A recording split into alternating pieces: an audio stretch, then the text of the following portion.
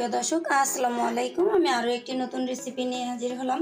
আজকে আমি ঘরে থাকা অল্প কিছু উপকরণ দিয়েই এই মজাদার দোকানের মতো পারফেক্ট গোলাপজাম রেসিপি কিভাবে তৈরি করতে পারেন সেই রেসিপিটি আজকে আপনাদের সাথে শেয়ার করব। তাহলে কথা না বেরিয়ে চলুন দেখি কিভাবে তৈরি করতে হবে।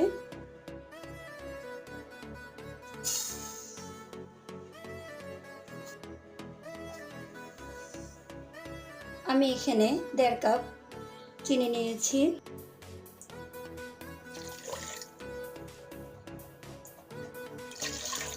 আমি এখানে 2 কাপ পানি দিয়েছি। এখানে আমি 2টো দারচিনি এলাচ দিয়ে দিলাম। এখন আমি বলকটা আসা পর্যন্ত অপেক্ষা করব।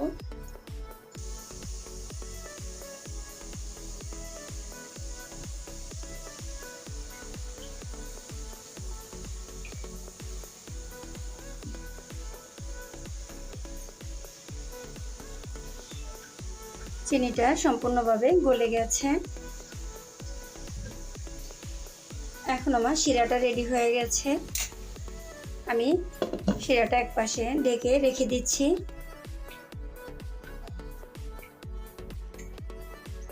এখানে 1.5 কাপ গুঁড়ো দুধ নিয়েছি। এখানে আমি 1 চা চামচ ঘি নিয়েছি। এখন আমি অল্প করে পানি দিচ্ছি। আপনারা চাইলে এখানে লিকুইড দুধটা দিয়েও এই ডোটা তৈরি করে নিতে পারেন।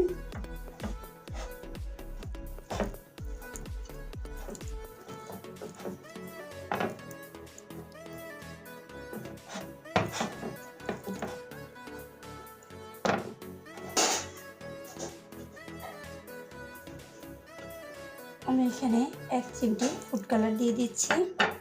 গোলাপ জামুনে এই ফুড কালারটা দিলে একটু দেখতে ভালো লাগে। আপনারা চাইলে এটা স্কিপ করতে পারেন। আমি এরকম 2 হাতের পর একটু তেল লাগিয়ে নিয়েছি। আপনারা চাইলে এখানে ঘিটাও হাতের পর লাগিয়ে নিতে পারেন।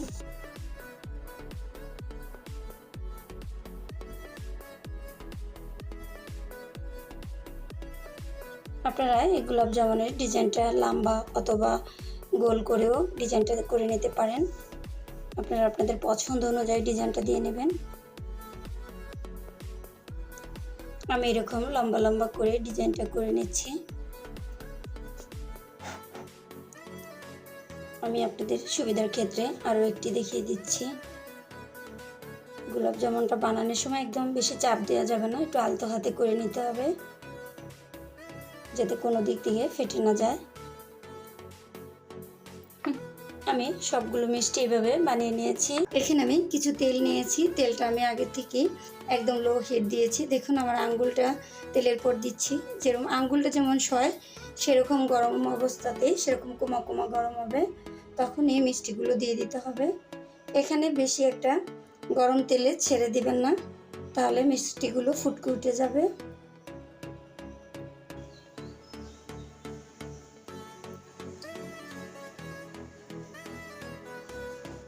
এখানে লাড়া দেওয়ার কোনো প্রয়োজন নাই, এরকমভাবে একটু ঝাঁকিয়ে দিবেন।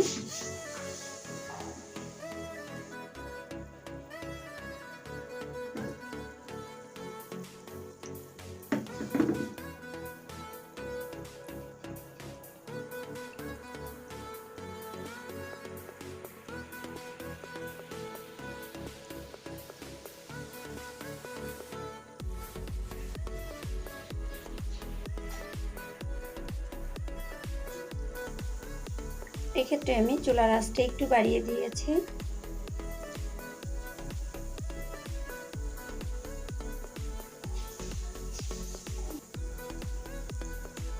গোলাপ জামুনগুলো একদম কালার চলে আসছে। আমি এরকম কালার করেই নামিয়ে নিচ্ছি।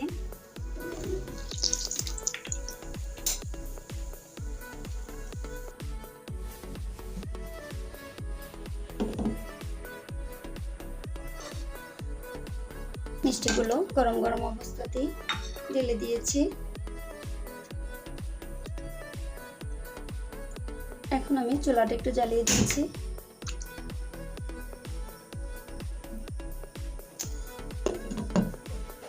আমি বলক আসা পর্যন্ত অপেক্ষা করব।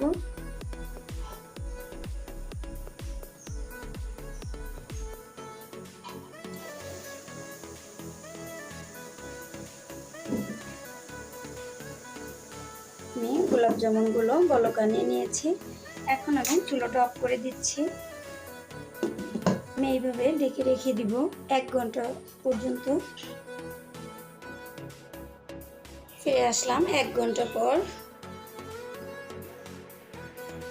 দেখুন 1 ঘন্টায় মিষ্টিগুলো ফুলে কত সুন্দর হয়ে গেছে। আপনারা চাইলে এখানে 1 থেকে 2-3 ঘন্টাও আপনারা রেখে দিতে পারেন, কোনো সমস্যা নেই। তো সুন্দরভাবে একদম স্পঞ্জ মিষ্টি যদি গোলাপ জামুন আমরা বাসায় কিন্তু তৈরি করতে পারি। এই ঈদে কিন্তু আমাদের বাসায় কম বেশি আত্মীয় স্বজন এসে থাকে। আমরা যদি দোকান থেকে কিনে না এনে বাসায় একটু বানিয়ে দিই তাহলে কিন্তু আত্মীয় স্বজনও খুশি হয়ে যায়, নিজেরও খুব ভালো লাগে। দেখুন কত সুন্দর স্পঞ্জি হয়েছে। দেখুন এখন আমি একটু জাস্ট সৌন্দর্যের জন্য একটু গুঁড়ো দুধ ছিটিয়ে দিচ্ছি।